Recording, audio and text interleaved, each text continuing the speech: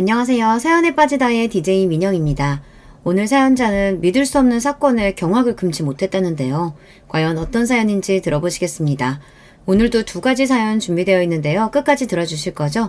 그럼 바로 시작할게요. 구독과 좋아요 잊지 말고 꾹 눌러주세요. 안녕하세요. 저는 50대 여자입니다. 저는 얼마 전 20년을 넘게 산 남편과 사별했어요. 남편과 애틋한 사이는 아니었어도 지난 세월 큰 싸움 없이 알콩달콩 살았습니다. 남편이 워낙 관광관리를 열심히 하던 사람이라 저보다도 훨씬 더 오래 살 줄 알았었는데 이렇게 갑작스레 제 곁을 떠날 줄은 몰랐어요. 저와 남편 사이에는 아이가 없어요. 저와 남편은 결혼하고 나서 2번 아이가 생겼었는데요. 2번 다 이유 없이 유산이 되는 바람에 아이를 2번이나 잃었거든요. 그 이후 난소에 종양이 생기면서 수술을 한 뒤로는 아예 임신 생각을 접고 둘이서 행복하게 살기로 했어요. 물론 한 번씩 아이가 갖고 싶다는 생각을 하기야 했지만 40대가 넘어가면서부터는 저희 부부에게 찾아오지 않은 일에 대해 더는 욕심내지 말자 마음으로 접었습니다. 남편은 여러모로 대단한 사람이었어요. 평범한 가정에서 태어나 죽기 전까지 100억대의 재산을 보유하고 있었으니 존경받아 마땅한 사람이었죠. 남편은 돈을 참 좋아하는 사람이었어요. 사실 제가 남편을 처음 만났을 때는 세상에 무슨 이런 사람이 있나 싶을 정도로 돈만 쫓으며 살길래 걱정이 됐었는데 만나다 보니 이런 남자랑 살면 평생 밥 굶을 걱정은 안 해도 되겠구나 싶더라고요. 남편과 저는 사회인이 되고 나서 대학교 모임에서 우연한 계기로 다시 만났어요. 남편은 같은 대학 선배였는데 졸업하고 만났더니 많이 달라졌더라고요. 심지어 모임을 함께한 친구들과 선배들이 다들 남편을 부러워했어요. 뭐야, 진표, 너 차 바꿨어?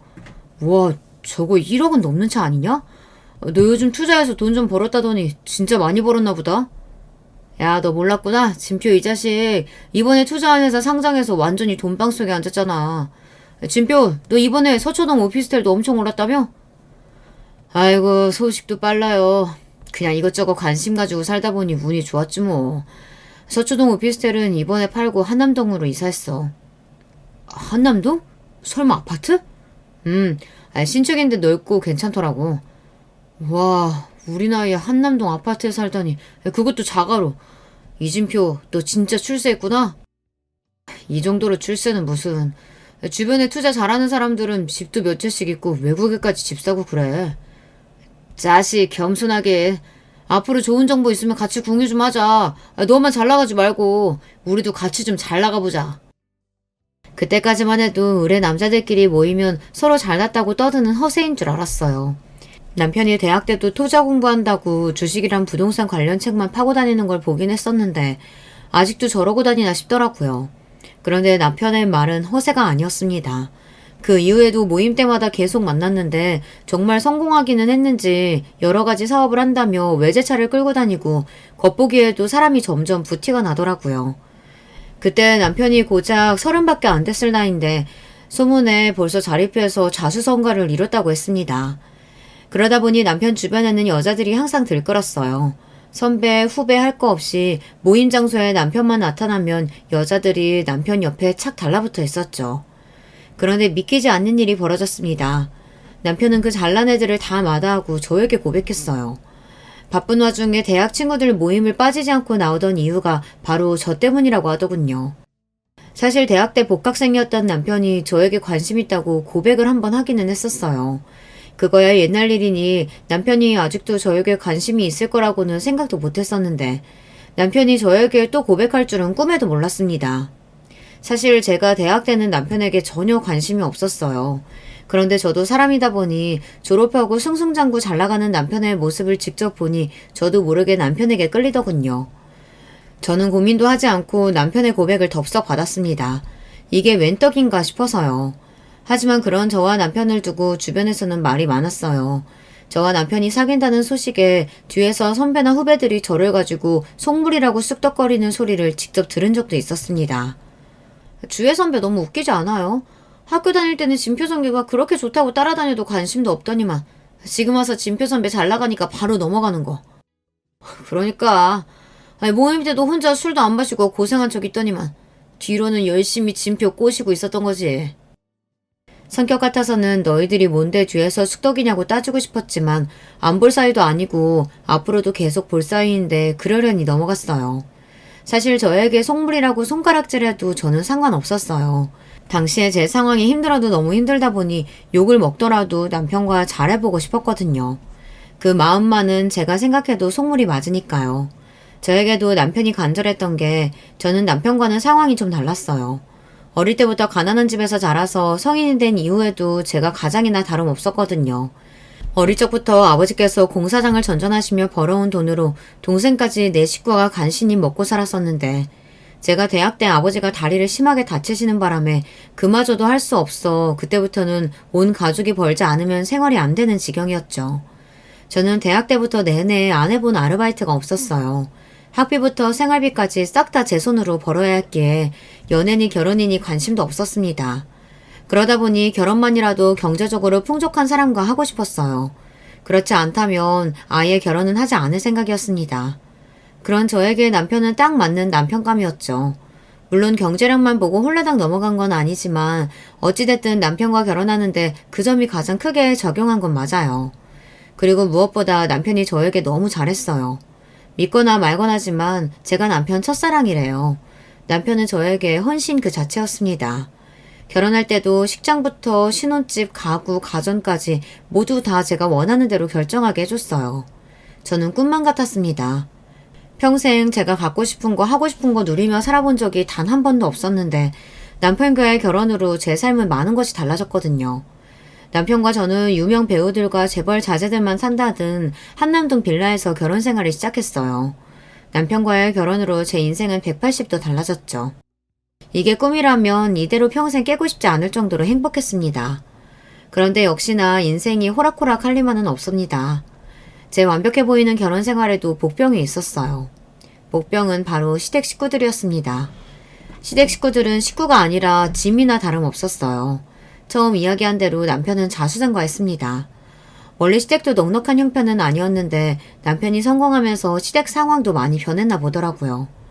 원래 시댁에 빚이 있었는데 남편이 빚도 다 갚는 건 물론이었고 시부모님 소원대로 서울 외곽에 전원주택을 사드리고 땅도 사드렸다고 하더라고요. 거기서 끝이 아닙니다.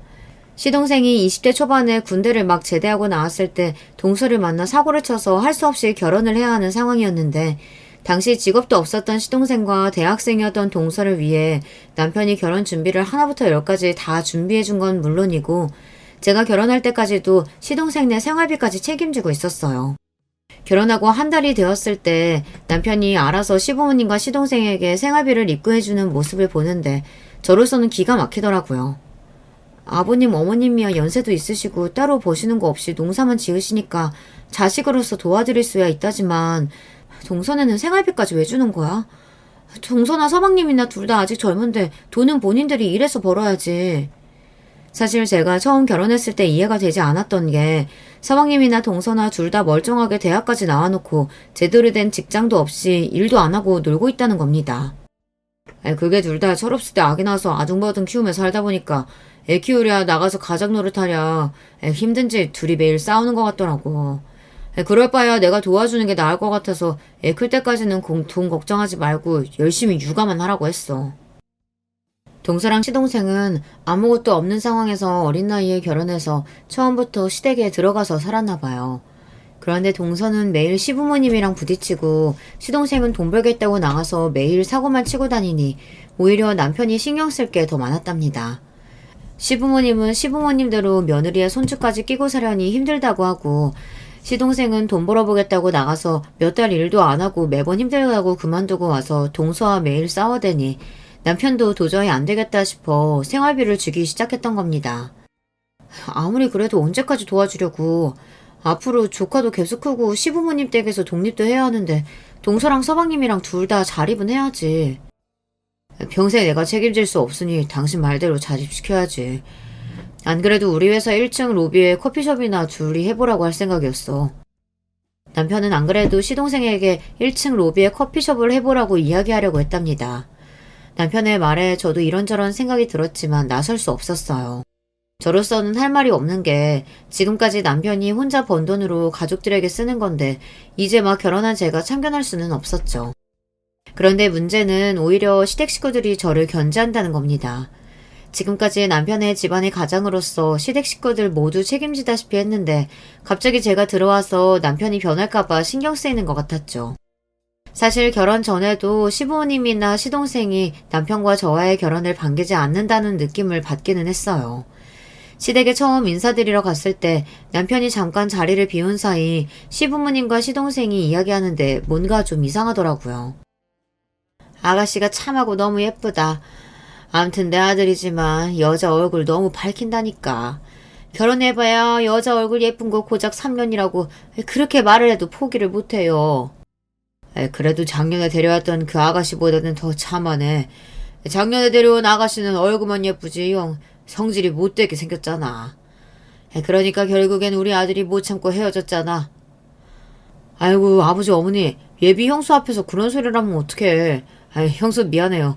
우리 부모님이 원래 이렇게 겉과 속이 똑같고 거짓말을 할 줄을 몰라요. 원래 결혼하겠다고 시댁에 인사 가면 이런 이야기도 듣고 하는 건가요?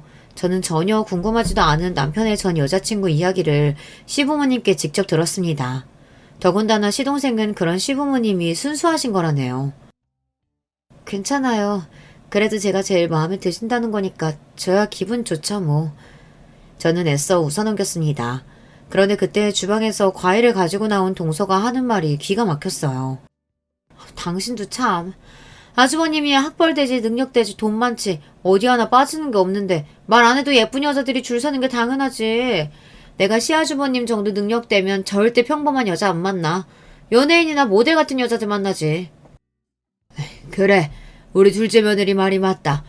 우리 장남 정도면 재벌집 딸내미도 걸뜬하지. 하긴 우리 장남 앞으로 더 승승장구할 텐데 벌써 장가 보내는 게 맞나 몰라. 암튼 아가씨 이름이 주애라고 했나? 아가씨는 우리 아들 잡았으니 땡 잡은 거야. 순간 너무 황당해서 머리까지 다 화끈거렸지만 저는 애써 웃어넘겼습니다.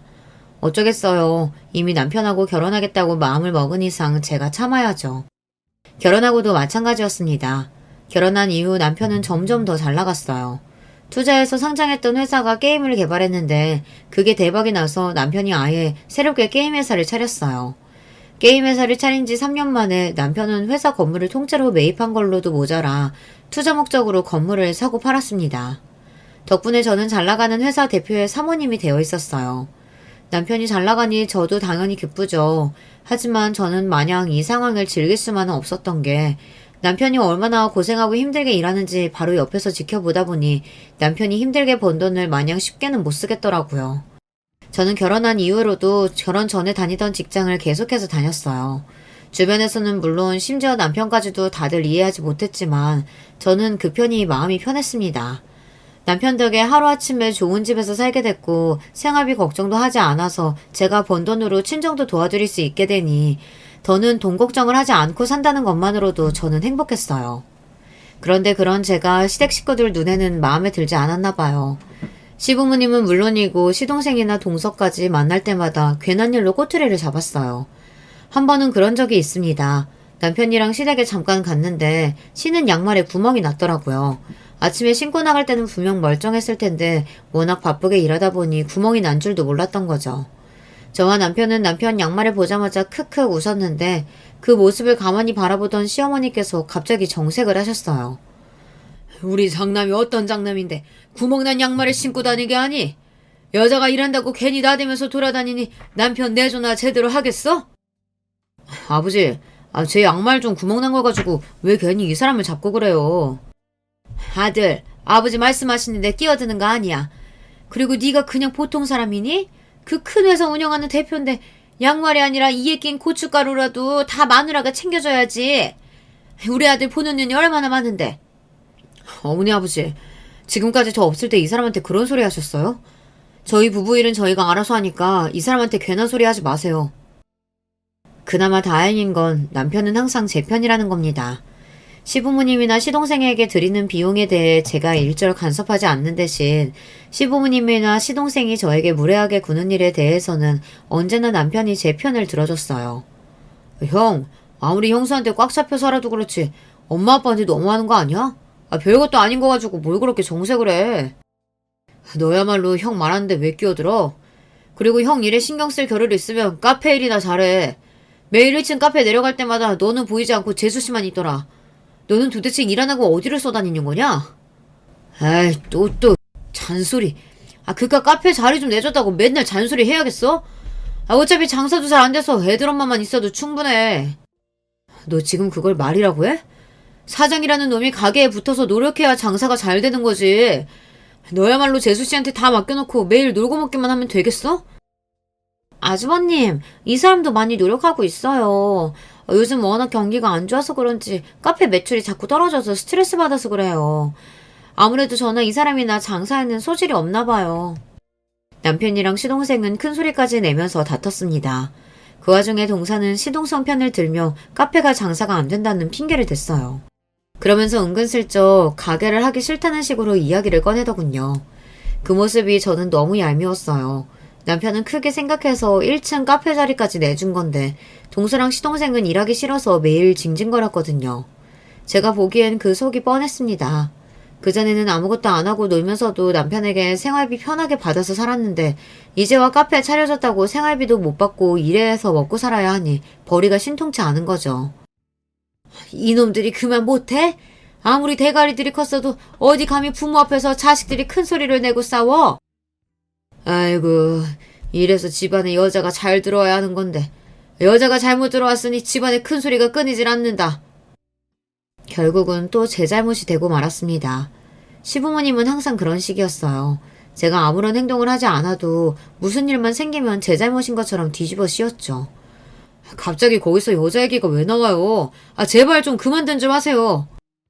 남편이 제 편을 들면 들수록 시부모님이나 시동생은 저에게 반감을 가졌어요.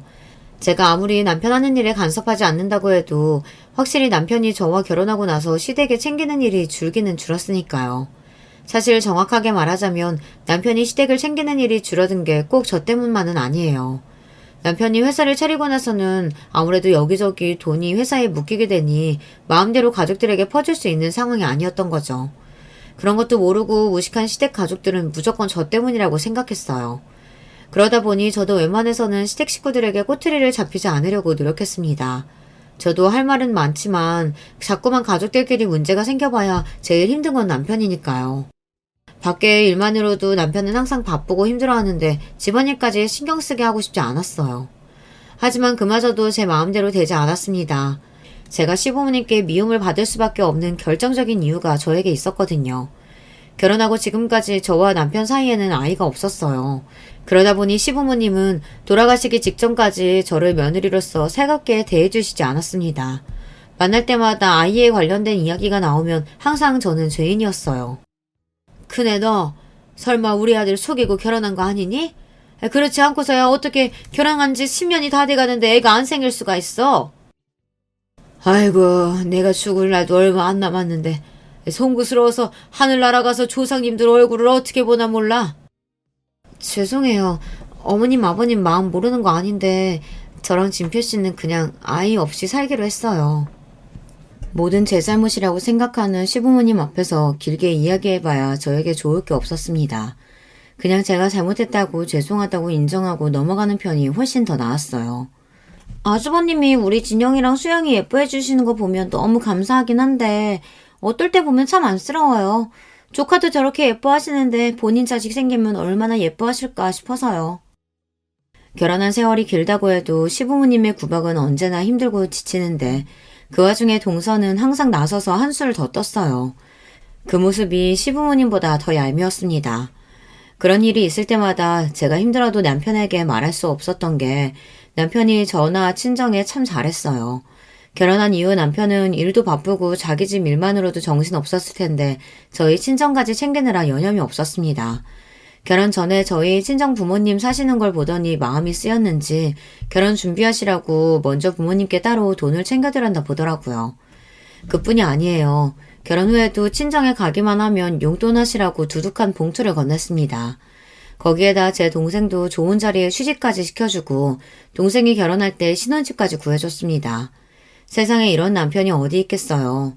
시부모님이 무례하고 시동생이랑 동서가 정신이 좀 나갔어도 제가 참고 살아야죠. 매일 참아야지 참아야지 다짐을 하다가도 한 번씩 도저히 참지 못할 때가 있었습니다. 한 번은 깜짝 놀란 적이 있었습니다. 제가 퇴근하고 집에 들어오는데 거실이며 방에 불이 다 켜져 있더라고요. 남편은 분명 일이 있어서 늦는다고 했는데 무슨 일인가 싶었죠. 저는 무서워서 거실로 가지도 못하고 고민하고 있었어요. 도둑이라도 든 거면 어떡하나 싶어서요. 그런데 잠시 후 생각지도 못한 사람들이 우리 집 거실에서 나타났습니다. 바로 동서와 조카들이었어요. 저는 거실 소파에 턱하니 누워있는 동서를 보고 놀라서 하마터면 소리를 지를 뻔했습니다. 그런데 놀란 저를 보고도 동서와 조카들은 너무 태연했어요. 동서, 연락도 없이 웬일이야? 거실이랑 방에 불이 다 켜져 있길래 도둑이라도 든 줄 알고 깜짝 놀랐잖아. 어머, 도둑이라뇨, 형님. 무슨 말씀을 그렇게 서운하게 하세요. 원래 애들 어릴 때부터 아주버님 집에 우리 집처럼 자주 왔다 갔다 했는걸요. 비밀번호도 아주버님이 가르쳐 주셨어요. 저는 처음 듣는 소리였습니다. 남편이 가족들 일이라면 끔찍한 거야 잘 알지만 그렇다고 이렇게 아무 때나 서로의 집에 마음대로 드나드는 줄은 생각도 못했어요. 나는 들은 적 없어서 몰랐네. 서로 자주 왕래하고 지내면 좋지. 근데 무슨 일이야? 무슨 일은요. 그냥 어머니께서 김치 담그셨길래 아주버님 좋아하시니까 냉장고에 넣어드리려고 온 거죠. 근데 아주버님은 늦으세요? 명분은 시어머니께서 남편이 좋아하는 파김치를 담그셔서 동서가 우리 집에 가져다 주러 왔다는데 김치를 냉장고에 넣어두고도 한참을 안 가고 서성했어요. 자꾸만 남편이 언제 오는지 묻는 게 아무래도 남편을 기다리는 것 같았죠. 그런데 그때였어요. 당시에 초등학교에 다니던 조카가 기다리다 지쳤는지 동서에게 투정을 부리더군요. 그런데 그때 조카가 하는 말이 기가 막혔어요. 엄마, 큰아빠 언제 와? 나 내일까지 대회 신청비 내야 되는데 돈 언제 받을 수 있는 거야? 얘가 무슨 소리라는 거야. 그거야 당연히 큰아빠한테 이야기하면 바로 주시지. 걱정하지 마. 조카의 말에 동서도 당황했는지 얼굴이 빨개져서 급하게 가보겠다고 집을 나섰어요. 그 뒷모습을 보는데 저도 어이가 없어서 웃음이 다 튀어나오더군요. 동서, 진표씨가 진영이 골프 지원하는 거야 나도 알고 있지만 아무리 그래도 애한테 뭐라고 말했길래 애가 큰아빠를 무슨 은행처럼 말을 해. 저런 건 동서가 잘 알아듣게 알려줘야 하는 거 아니야? 아무리 생각해도 저는 조카의 태도가 마음에 들지 않아 동서에게 지적을 했습니다. 큰엄마 입장에서 충분히 할 수 있는 말이라고 생각했어요. 그런데 그때 동서의 대답이 기가 찼습니다. 형님이 애를 안 키워봐서 모르시나 본데 진영이는 그냥 큰아빠랑 워낙 가깝고 친해서 허물없이 행동하는 거예요. 진영이가 큰아빠를 얼마나 좋아하는데 은행 취급을 하겠어요? 동서는 오히려 저에게 애를 안 낳아봐서 모른다고 훈계를 하고 돌아갔습니다. 그 이후로는 동서나 시동생에게 무슨 말을 못하겠더군요. 시댁에서의 제 위치가 그랬어요. 결혼 생활 내내 저를 가족으로 인정하지 않는 분위기였죠. 그런데 동서의 어이없는 행동은 거기서 끝이 아니었습니다. 동서는 본인 집에 무슨 일이 생기기만 하면 당연하게 남편을 찾아와서 부탁했어요. 바로 몇 년 전 그런 적이 있습니다.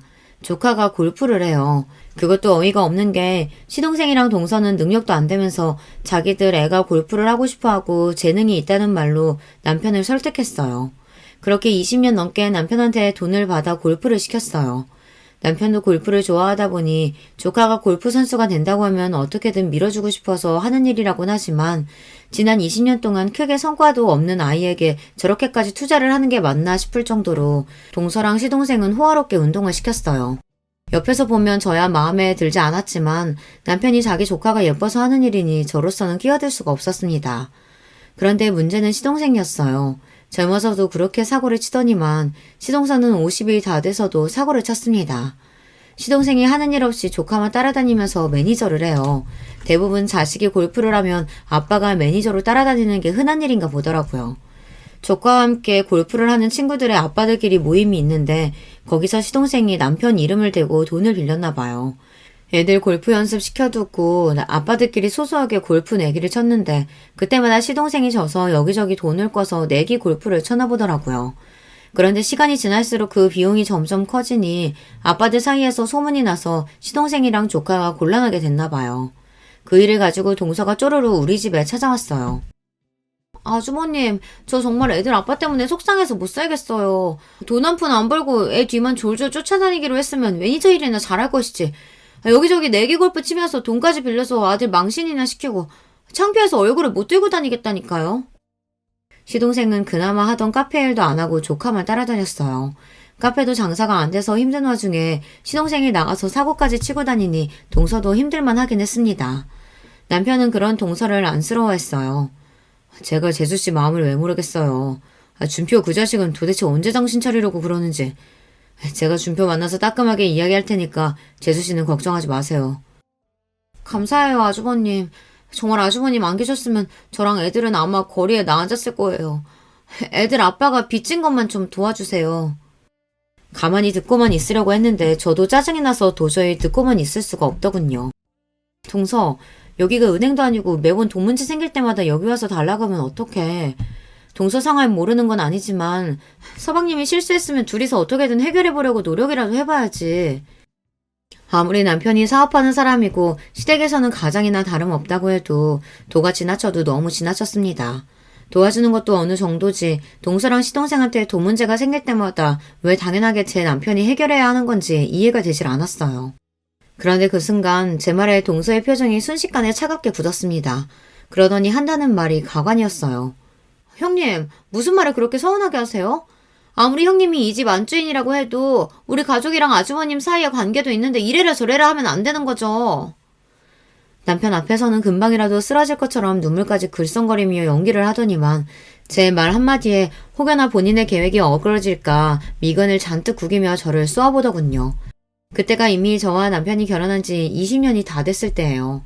시부모님도 돌아가신 지 몇 년 됐을 때였죠.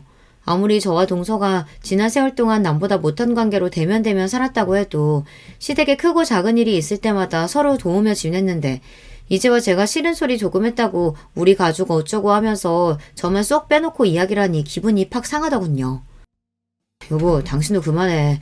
재수씨가 얼마나 힘들었으면 나까지 찾아와서 이러겠어. 내가 그동안 회사 일 때문에 신경 쓰느라 조카들이고 재수씨고 신경을 못 썼어요. 준표일은 내가 알아서 해결할 테니까 재수씨는 걱정하지 말고 돌아가세요. 가는 세월은 못 잡는다더니 남편도 많이 변했습니다. 그전에는 무슨 일이든 제 편을 들어주더니 남편도 나이가 들기는 들었는지 자기 핏줄을 더 챙기더군요. 그전에는 시동생이 사고를 치면 한심하게 생각하는 것 같더니만 이제는 나이 먹은 동생이 아직도 자리 못 잡고 방황하고 다니는 게 안쓰럽답니다. 그러면서 저에게 하는 말이 우리한테는 자식도 없으니 시동생이랑 동서네를 자식처럼 챙기자고 하더라고요. 그때까지만 해도 저는 남편 말을 들어주고 싶지 않았어요. 지난 세월 시부모님이나 시동생 부부에게 제가 어떤 취급을 당하면서 살았는데 자식은 무슨 자식이냐고요. 그런데 살다 보니 인생이라는 게 참 짧아도 너무 짧더군요. 어느 날이었어요. 믿기지 않는 일이 벌어졌습니다. 그날은 남편이 지방으로 출장을 갔다가 일주일 만에 집에 돌아오는 날이었어요. 남편은 본인이 오랫동안 집을 비운 게 미안하다며 그날 저녁은 오랜만에 제가 좋아하는 파스타를 먹으러 가자고 했어요. 식당을 예약까지 했다고 했습니다. 그런데 기다리던 남편의 전화는 오지 않고 모르는 번호로 전화가 걸려왔습니다. 이진표 씨 보호자분 되시죠? 현재 이진표 씨께서 병원 응급실에 실려 계십니다. 바로 병원으로 좀 와주시겠어요? 그때까지만 해도 단순 교통사고라고 해서 그냥 좀 남편이 다쳤나 보다 했어요. 그런데 남편은 제가 병원에 도착하기까지 기다리지 못하고 숨을 거뒀습니다. 남편은 중앙선 침번으로 반대편에서 오는 차와 부딪혀 사고가 났다고 하더라고요. 남편은 그렇게 저만 남겨두고 하늘나라로 떠나버렸습니다. 남편이 죽고 난 뒤 저는 49제를 지낼 때까지 매일 눈물을 흘렸습니다. 참아보려고 해도 텅 빈 침대만 보면 눈물이 절로 흘렀어요. 저도 제가 이 정도로 남편을 생각하고 아끼는 줄은 몰랐었는데 남편이 떠나고 나니 비로소 남편의 소중함을 알겠더라고요. 아이들도 다 크고 독립해서 앞으로 남편과 오순도순 노후를 맞이할 일만 남았다고 생각했는데 갑작스레 남편이 허망하게 가버렸으니 인생이 너무도 허무하고 초라했습니다. 그러던 어느 날이었어요. 웬일로 동서가 집에 찾아왔더라고요. 그것도 저를 주겠다고 제가 좋아하는 라떼와 치즈케이크를 만들어 왔더라고요. 형님, 혼자 마음고생 많이 하셨죠? 제가 명색이 하나뿐인 동서인데 자주 못 찾아뵈서 죄송해요. 이거 형님이 좋아하는 라떼랑 케이크니까 드시고 힘 좀 내세요. 아, 그리고 형님 드시라고 제가 사골도 끓여왔는데 이거는 냉동실에 넣어둘게요. 먼저 커피 드시고 계세요. 동서는 어울리지 않게 저를 주겠다고 반찬이랑 사골까지 바리바리 짐을 싸들고 왔더라고요. 저는 아무래도 이상해서 주방으로 가는 동서의 뒷모습을 가만히 바라보았습니다. 그런데 이상하게 동서는 어딘가 신나 보였어요. 남편이 죽고 힘들어하는 저를 위로하겠다고 온 것 치고는 발걸음도 가볍고 심지어 콧노래까지 부르고 있었습니다. 그러더니 한다는 말이 기가 막혔어요. 이번에 우리 진영이 대회에서 상 받은 거 아시죠? 애가 재능은 있기는 한데 자꾸 큰 대회만 나가면 실수해서 걱정이에요. 그래도 제가 무슨 낙으로 살겠어요. 남편 복은 없어도 자식 복은 있는지 애들이 다 착하고 성실해서 그 맛에 산다니까요. 형님도 자식 하나만 딱 있으면 지금 그렇게 힘드시진 않을 텐데. 원래 그렇잖아요. 남편이라는 게 옆에 있으면 귀찮고 없으면 허전하고. 역시나 동서였습니다. 입만 열었다 하면 헛소리를 해대니 또 제 신경을 건드렸습니다. 진영이 잘한다고 하니 다행이네. 남편도 하늘에서 뿌듯해할 거야. 근데 자랑 다 끝났으면 그만 가봐. 내가 오늘은 영 힘이 없는 게 동서 자랑 받아줄 기분이 아니네. 어머머, 죄송해요 형님.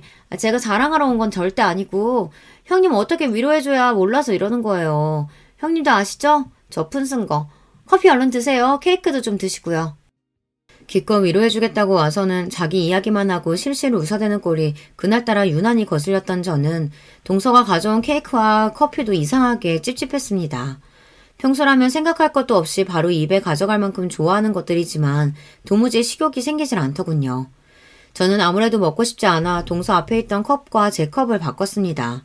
동서는 라떼를 절반이나 먹었길래 제 것까지 더 먹더라고요. 그런데 잠시 후 믿기지 않는 일이 벌어졌습니다. 냉장고에 반찬을 넣고 돌아온 동서가 제가 바꿔놓은 라떼를 벌컥벌컥 마시더니 잠시 뒤 말도 안 되는 일이 벌어지고 말았어요. 동서가 그대로 바닥에 쿵 소리를 내고 쓰러지고 말았습니다. 저는 너무 놀라서 동서를 흔들다가 도저히 일어나지 않아 곧바로 119에 신고를 했어요. 구급차를 타고 곧장 응급실로 갔는데 응급실에서 동서 상태를 보고 하는 말이 황당했습니다. 혹시 환자분이 스스로 목숨을 끊으려고 하신 건가요? 위에서 다량의 수면제 성분이 나왔어요. 이 정도면 치사량 수준이라고요. 동서가 스스로 목숨을 끊으려고 할 정도로 다량의 수면제를 복용해서 바로 장청소를 해야 한다고 하더군요. 저는 너무 어이가 없고 기가 막혀서 한동안 말을 할 수가 없었습니다. 그러니까 제가 만약 컵을 바꿔놓지 않았다면 동서가 마신 커피를 제가 마시게 돼서 응급실 침대에 눕게 되는 건 동서가 아니라 제가 된다는 이야기였죠. 저는 곧바로 경찰에 연락해서 집으로 돌아와 동서가 먹다 남긴 컵을 경찰에게 넘겼어요. 그리고 그날 있었던 일을 자세하게 설명했어요. 며칠 뒤 동서가 퇴원한다고 해서 제가 직접 데리러 병원까지 갔습니다. 동서에게 할 말이 너무 많아서 도저히 참을 수가 없더라고요. 형님, 애들 아빠가 데리러 오기로 했는데 형님이 힘들게 뭐하러 오셨어요? 병실에 나타난 저를 보고 동서는 귀신이라도 본 듯 놀라서 눈도 마주치지 못했습니다. 그럴만했죠. 그래도 인간이라면 응당 그래야 맞죠. 서방님 동서 데리러 안 와. 내가 그럴 필요 없다고 했거든. 제 말에 동서는 토끼눈이 돼서 그게 무슨 소리냐고 물었어요. 그 모습이 가스러워서 저도 모르게 피식 웃음이 다 나더군요. 왜는 왜야. 나랑 같이 경찰들이 동서 데리러 왔으니까 그렇지. 동서는 이제 영영 그 집으로 못 돌아가. 평생 감옥에서 썩을 생각해. 뭐라고요? 그게 무슨 소리예요? 내가 감옥에 왜 가? 오수영 씨는 이진표 씨의 죽음에 대한 혐의와 김주혜 씨에 대한 모실 미수 혐의로 체포합니다. 당신은 무비권을 행사할 수 있고. 당신은 무슨 소리 하는 거야? 내가 죽이긴 누굴 죽였다 그래? 이거 놓으라고! 동서는 병원에서 퇴원하자마자 경찰들에게 붙잡혀 끌려갔습니다. 자기는 아무 잘못도 없다고 증거 가지고 오라고 소리소리를 지르는데 그 모습이 얼마나 추악한지 온몸에 소름이 다 돋았어요. 동서는 경찰서에 가서 조사를 받으면서도 끝까지 본인은 잘못한 것이 없다고 딱 잡아댔대요. 하지만 증거가 너무도 확실했습니다. 이게 다 어떻게 된 일이냐고요? 사실 남편이 죽었을 때 다른 가족들에게는 말하지 않았지만 남편 부검을 했어요. 평소 남편은 자기 관리가 확실한 사람이에요. 그런 사람이 졸음운전을 했다는 건 도무지 믿을 수가 없었습니다. 그런데 부검 결과 남편의 몸속에서 수면제 성분이 나왔어요. 처음엔 경찰이 저를 의심하더라고요. 아무래도 남편이 재산이 100억이나 되는 자산가이다 보니 이런 경우 가족들이 범인인 경우가 많다고요. 하지만 당시 남편의 몸에서 나온 수면제는 일반적인 병원에서 처방받는 약물이 아니라 정신과에서 처방받는 약이었어요. 근데 저나 남편의 의료 기록에서 처방 기록이 나오지 않아 증거가 될 수 없었습니다. 더군다나 당시에 남편이 출장을 일주일이나 다녀온 이유라 저와 남편은 일주일 동안 만나지 않은 상태였거든요. 그러다 보니 저에게도 혐의점이 없었고 저는 특별한 증거가 더 나오지 않아 수사가 제대로 마무리되지 않은 상태로 장례를 치렀습니다. 그런데 장례 치르고 난 뒤 남편의 짐을 정리하던 중 남편의 핸드폰에서 이상한 메시지를 하나 확인했습니다. 남편이 사망한 날 오전에 조카와 통화한 내용이 있더라고요. 저는 모르고 있던 일이라 이상해서 곧바로 경찰에게 연락했는데 경찰에서 사건 당일을 확인한 결과 조카가 골프대회 중이라 응원차 서로 통화한 거라고 하더라고요. 그날 조카가 대회에 나간 것도 사실이었고 평소 남편이 조카라면 끔찍했으니 그런가 보다 하고 경찰이나 전화 넘어갔는데 시간이 지날수록 자꾸만 찝찝한 생각이 들더라고요. 남편이 스스로 목숨을 끊으려고 수면제를 구해 먹었을 리 없고 누군가 먹이려고 작정을 했다면 사건 전날이든 당일이든 무슨 수를 써서든 연락을 해왔을 텐데 남편의 핸드폰에는 조카와의 통화 말고는 누구와의 연락도 없었습니다. 그런데 남편이 죽고 저를 찾아온 동서가 저에게 주려고 했던 커피를 먹고 쓰러지자 그 순간 확신이 들더군요. 아, 인연이구나. 인연이 나 남편을 죽이고 나까지 죽이려고 했구나. 다량의 수면제를 복용하고 병원에 입원한 동서를 두고 저는 곧장 경찰서에 가서 이 사실을 알렸습니다. 그리고 커피에 남아있는 수면제 성분이 남편을 죽인 그 수면제와 같은 약인지부터 조사했어요. 그런데 제 생각이 맞았습니다. 두 약은 성분이 일치했어요. 경찰은 이것만으로는 증거가 되지 않는다고 조금 더 조사를 해봐야 한다고 했어요. 그러고는 동서가 정신과에서 수면제를 처방받은 적이 있는지 확인했어요. 그런데 동서의 의료 기록에는 전혀 수면제를 처방한 기록이 없었어요. 저는 답답해서 곧바로 다시 동서가 입원한 병원으로 향했습니다. 너무 화가 나서 사람을 붙들고 흔들어서라도 이게 어떻게 된 일인지 물어봐야겠다 싶어서요. 그런데 병원에 갔다가 놀라운 사실을 듣고야 말았습니다. 수면제는 동서가 아니라 시동생이 처방받은 약이었습니다. 동서 상태가 좋지 않아 보호자가 병실에 들어갈 수 없는 상황이라 저는 답답함을 호소하며 병실 앞에 앉아있던 시동생에게 제 마음을 다 털어놨어요.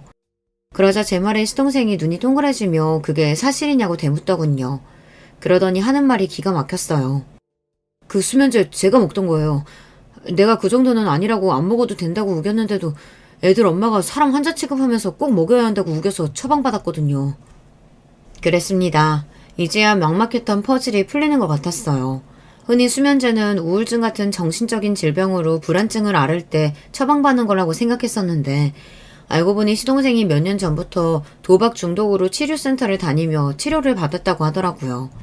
동서가 치료센터를 안 가면 이혼하겠다고 난리를 쳐서 가긴 했는데 동서가 자꾸만 본인을 환자 취급하며 병원에 가둬두려고 하고 이상한 약도 자꾸 먹으라고 해서 결국은 얼마 전에 안 다니겠다고 병원을 뛰쳐나왔대요. 그랬으니 안 먹은 약도 집에 많을 거랍니다. 그럼 애들 엄마가 일부러 형을 죽였다는 거예요? 말도 안 돼. 형은 교통사고라면서요.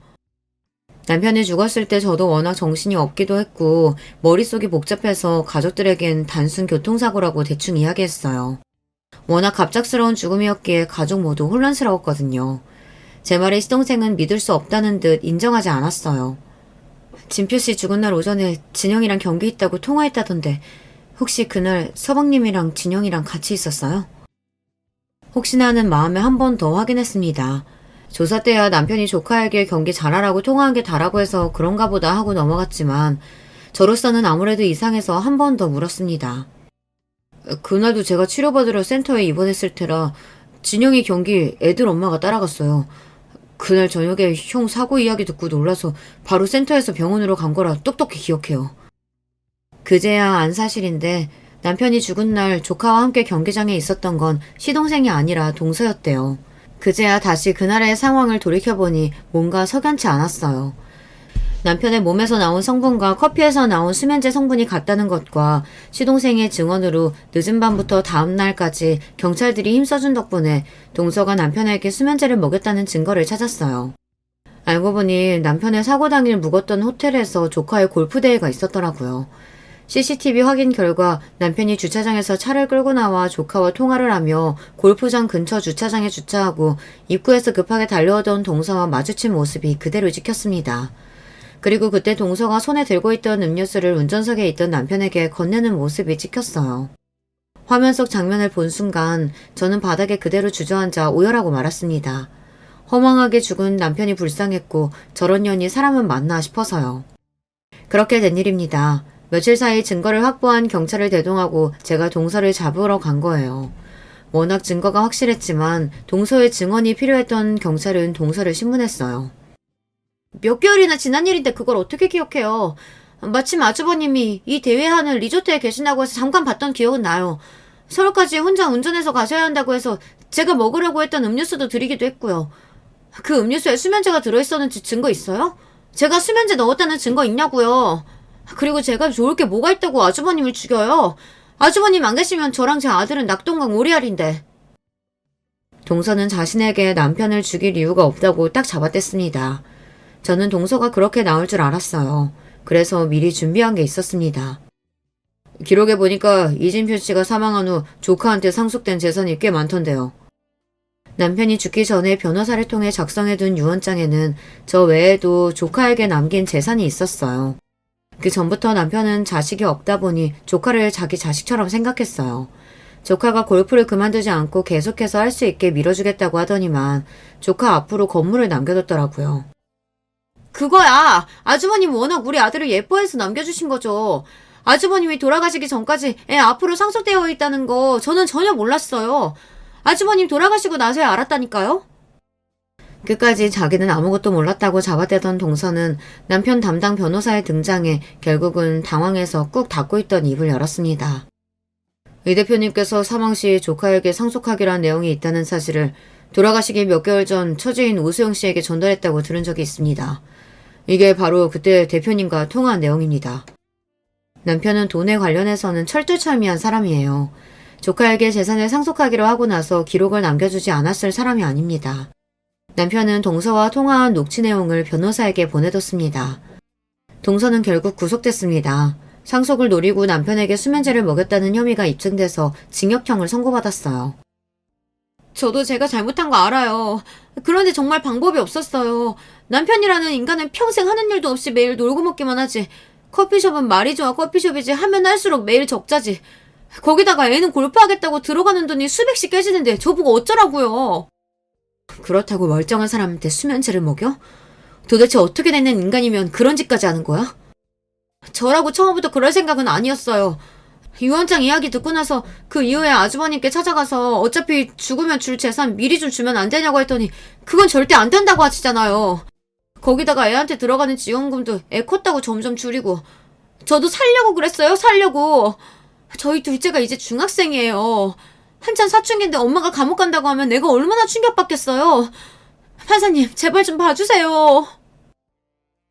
동서는 끝까지 아직 미성년자인 자식이 있다고 호소했지만 재질이 워낙 불량해 받아들여지지 않아 형을 선고받았습니다.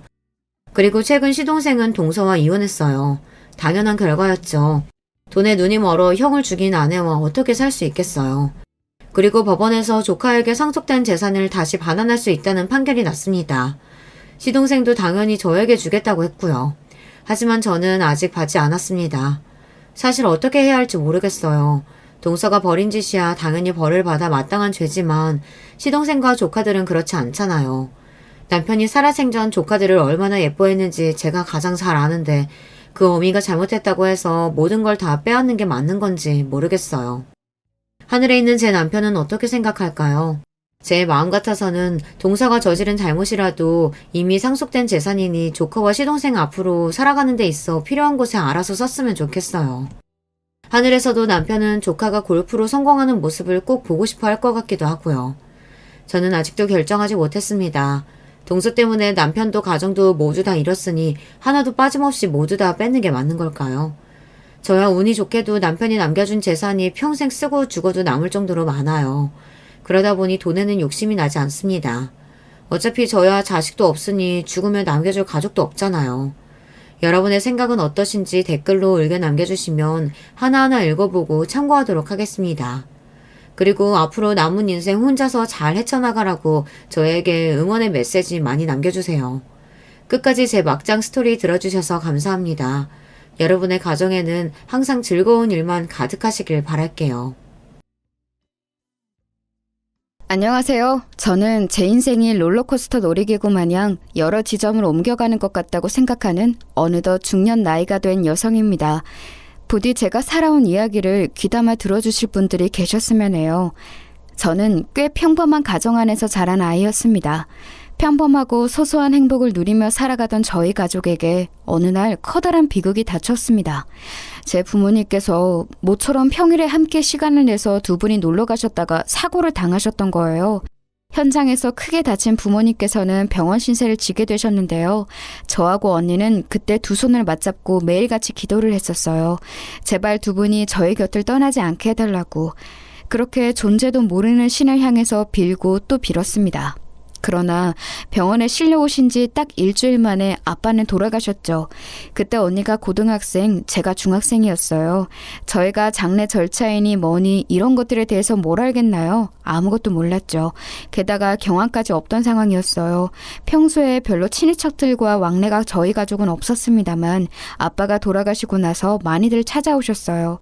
저희 자매는 그걸 감사하게 여기며 엄마의 회복을 빌었죠. 엄마만이라도 제발 살아달라고 울며 빌며 난리도 아니었습니다. 하지만 아빠가 돌아가신 지 17일 뒤에 엄마 역시도 돌아가셨어요. 저의 자매는 한순간에 그 교통사고 때문에 고아가 되고 만 것이었죠. 그리고 치러진 엄마의 장례. 역시 슬픔 속에서 찾아주시고 도움 주신 친인척 분들 덕분에 엄마의 마지막 곁을 지켰다고 언니하고 저는 동시에 그렇게 생각했었어요. 앞으로가 걱정이 됐지만 어른들이 계시니까 어떻게든 방법이 있을 거라고 여겼죠. 그러나 그것은 저희 자매의 착각이었습니다. 유경아, 우리 앞으로 정신 바짝 차리고 살아야 할 것 같아. 아빠하고 엄마 앞으로 나온 약간의 보험금, 그리고 장례식장을 찾아주신 분들의 조의금까지 모두 다 우리가 빼앗긴 거였어. 언니, 지금 그게 다 무슨 소리야? 그게 말이 돼? 어떻게 그럴 수가 있어? 아빠 돌아가셨을 때 기억나?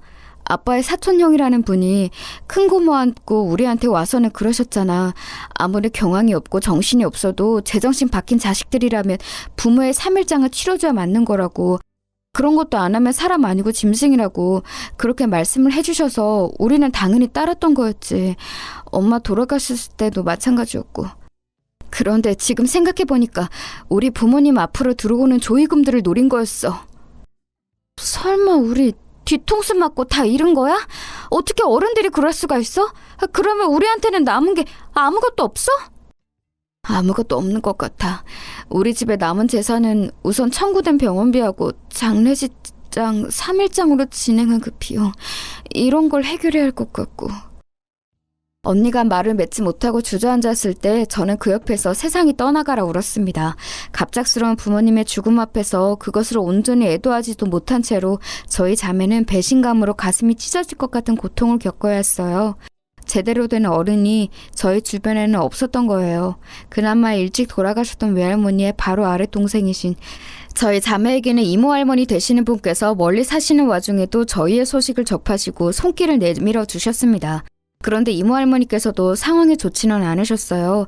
일전에 큰 수술을 받으신 진적이 있으셨기 때문에 건강이 우선 별로 좋지 못하였고 옛날에 억울하게 이혼을 당하시고는 혼자 살아오셨던 마음의 한 그런 것들을 안고 살아오셔서 속병을 앓고 계셨어요. 지방의 고즈넉한 동네 오래된 빌라에서 혼자 살고 계셨던 이모 할머니의 거처로 저희 자매를 옮겨갔죠. 언니가 대표로 감사 인사를 드렸습니다. 이모 할머니, 저희 받아주셔서 정말로 감사해요. 저희가 아주 어렸을 때 잠깐 저희를 보셨던 게 다일 텐데 그럼에도 저에게 손을 내밀어 주신 은혜 앞으로 잊지 않고 살게요. 사는 형편이 좋으신 분들은 전부 다 저희를 외면하고 뒤통수 치고 모른 척했는데 이모 할머니 혼자 저희를 받아주셨다는 게 정말 눈물이 날 정도로 감동적이에요. 저희가 절대 말썽 부리는 일 없이 이모 할머니께 도움이 될 수 있도록 정말 잘 살겠습니다. 유정아, 유경아, 너희가 앞으로 살다 보면 자연히 알게 되겠지만 남의 형편을 돌아볼 줄 알고 남에게 베풀 줄 알고 남과 함께 자기의 가진 것을 나눌 줄 아는 이들은 부자가 거의 없어. 죄다 자기 밥그릇 하나 챙기기에도 벅찬 이들 투성이지. 그런데 바로 그런 이들이 베풀며 살아간단다. 그런 이들이 세상의 구석에서 세상을 돌아가게 만드는 1등 공신인 거야. 나는 너희 자매가 이 다음에 돈 많이 버는 사람, 사회적으로 성공한 사람, 이런 게 돼서 내가 무슨 큰 이득을 보기를 바라지 않아. 그저 남에게 온종을 베풀 줄 아는 사람이 되어서 좀 더 나은 세상을 만드는 것에 이바지하기를 바랄 뿐이지. 그게 바로 제대로 된 사람이고 인생인 거야. 내 말 꼭 너희들의 가슴에 새기고 살거라. 이모 할머니의 말씀은 제 가슴에 커다란 울림을 주었습니다. 낯선 지역으로 이사와 함께 자연히 전화까지 하게 되었으니 심적으로 너무 예민한 상태였고 저희 부모님의 죽음을 이용해 오히려 이득을 보고자 혈안이었던 친인척들을 향한 짙은 중으로 제 눈빛은 매서워진 상태였습니다. 자기보다 더 어린 저를 위해 앞으로 가장의 역할을 다할 각오를 다진 참이라 지칠 대로 지쳐있던 언니 역시도 순진무구했던 예전의 눈빛을 잃은 지 오래였지요. 이모 할머니께서는 그런 저희 두 사람을 꿰뚫어 보시고 그런 말씀을 하셨던 것 같아요. 증오로 가득했던 제 내면은 이모 할머니의 그 말씀을 들은 이후로 조금씩 녹아내렸어요. 제가 악한 사람으로 자라나면 하늘나라에 계신 저희 부모님께서도 안 좋아하실 거라는 생각도 들었고요. 그래서 저는 되도록 좋은 마음을 가지고 좋은 생각만 하려고 노력하면서 지냈습니다. 전학 간 중학교에서 조용한 생활을 얼마간 마치자 금세 고등학교로 진학하게 되었어요. 그리고 저는 여기서 미묘한 인연을 만나게 되었습니다. 사실 그 당시에는 인연이라고 정의도 내리지 않았었고 그저 독특한 친구를 사귀었다고 생각했던 게 전부였어요. 고등학교 1학년 2학기 때 학교 도서관에서 저는 활동을 하게 되었고 그 친구 역시도 마찬가지였어요. 어딘가 굽어 보이는 어깨와 등, 안경을 쓰고 조용한 인상을 가진 그 친구의 이름은 이혜진이었죠. 저는 어느새 혜진이와 친해지게 되었었는데 그건 저희 두 사람이 공통 분모가 있었기 때문이에요. 유경아, 너 이거 집에 가져가서 할머니하고 언니하고 같이 먹어. 이게 뭐야? 이거 라면이잖아. 할머니가 특히 좋아하시는 안성탕면이네. 네 봉지나 주다니. 나한테 이렇게 줘도 괜찮은 거야? 너는? 혜진이 너도 할아버지하고 함께 먹을 게 필요하잖아. 이거 이번에 이웃집에서 라면을 많이 샀다고 우리 집에 나눠준 거야. 그런데 우리 집은 아직 동사무소에서 주고 간 식량이 꽤 남아있거든. 할아버지께서 요즘 입맛이 도통 없으신지 드시는 양이 줄어서. 아무튼 우리 집은 이만큼 라면이 필요 없으니까 네가 가져가서 맛있게 먹어. 정말 고마워. 잘 먹을게. 그리고 할머니한테도 네가 이거 줬다고 꼭 말씀드릴게.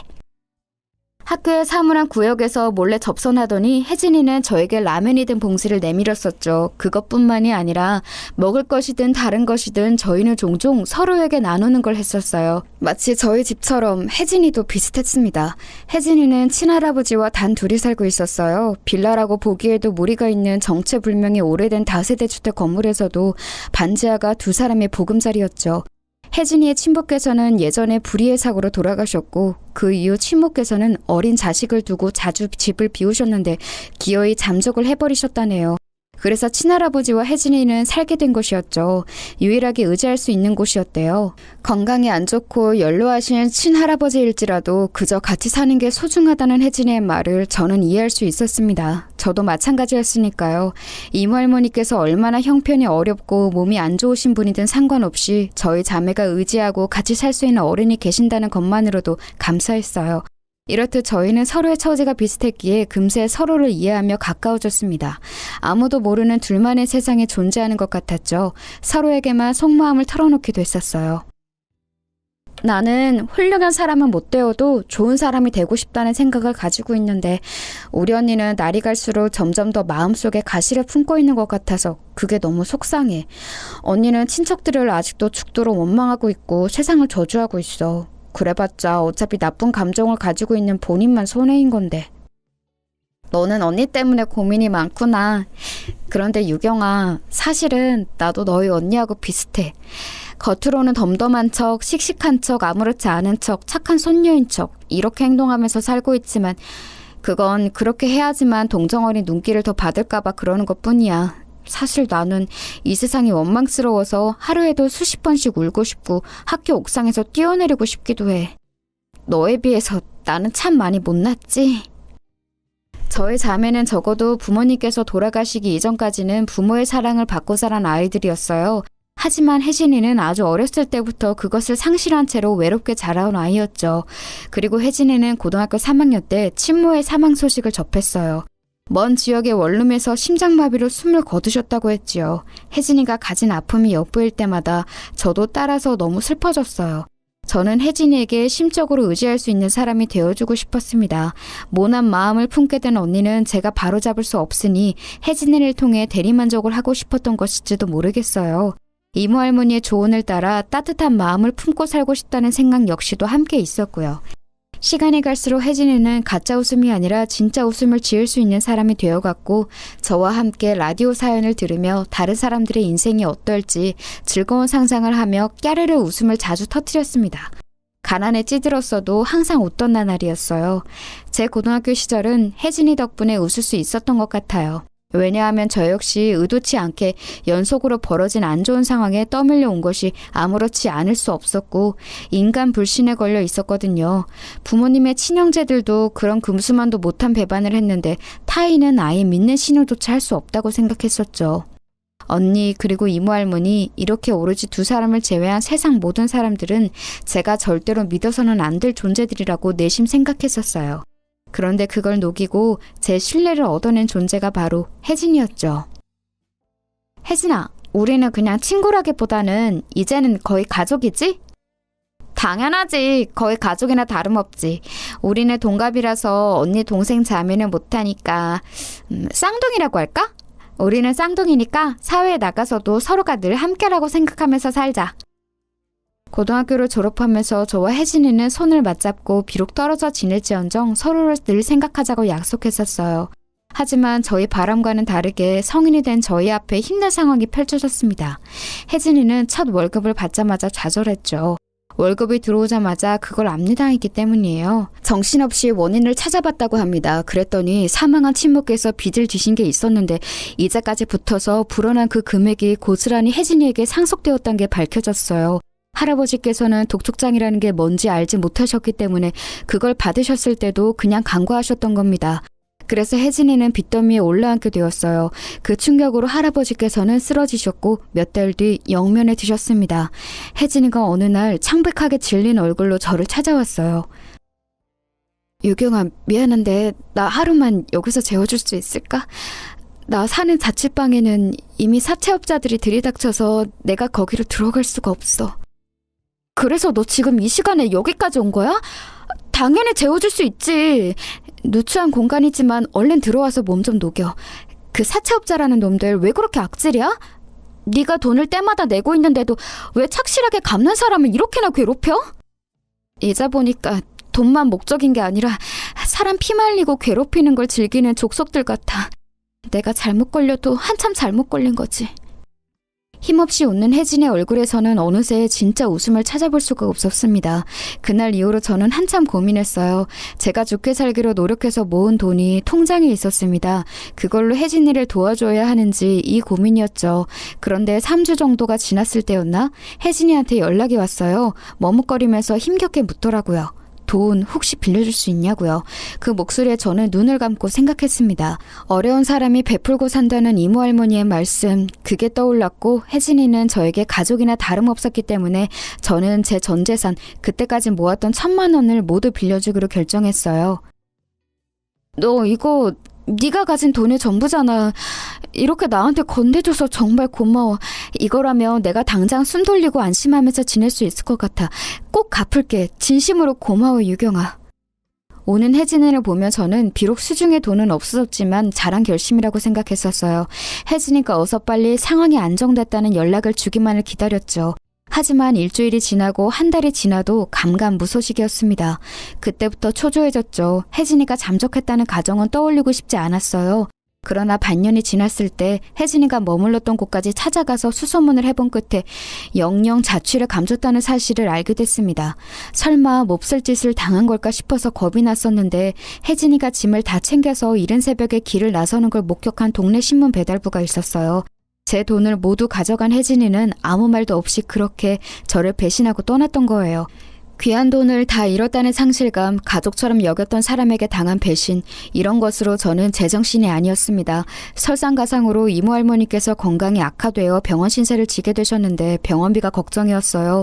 그 1,000만 원이 있었다면 괜찮았을 텐데 이런 생각으로 하염없이 눈물이 나왔습니다. 죄송해요. 제가 어리석어서 사람 볼 줄도 모르고 돈을 빌려주는 바람에 지금 할머니께서 치료비를 걱정하시도록 만들어버렸어요. 다 제 잘못이에요. 아니다. 그렇게 생각하지 말어. 어려운 일을 돕고자 했던 너의 마음은 결코 잘못되지 않았어. 그런 말씀을 힘겹게 남기셨던 이모 할머니께서는 얼마 후 그대로 돌아가셨어요. 그 이후로 저는 언니와 자주 싸웠고 관계가 조금 틀어져 버렸죠. 세상에 뭐 있다이냐며 욕을 하던 언니는 열심히 살 이유를 못 찾겠다고 하더니 웬 한량 같은 남자를 만나서 살림을 차려버렸습니다. 그리고 이듬해에 저는 조카가 생겼죠. 형부라고 하고 싶지도 않은 그 남자는 처자식 내버려두고 혼자 놀러다니면서 언니 속을 문드러지게 만들더니 남의 차를 멋대로 타고 나갔다가 음주운전 사고를 내고 현장에서 숨을 거뒀습니다. 그 비극적인 사고의 뒷수습을 언니가 해야만 했죠. 심지어 조카는 뇌 쪽에 희귀 질환을 앓고 있는 걸로 밝혀져서 나이가 어릴 때 수술을 받을수록 예후가 좋다는 병원의 소견도 받게 되었고요.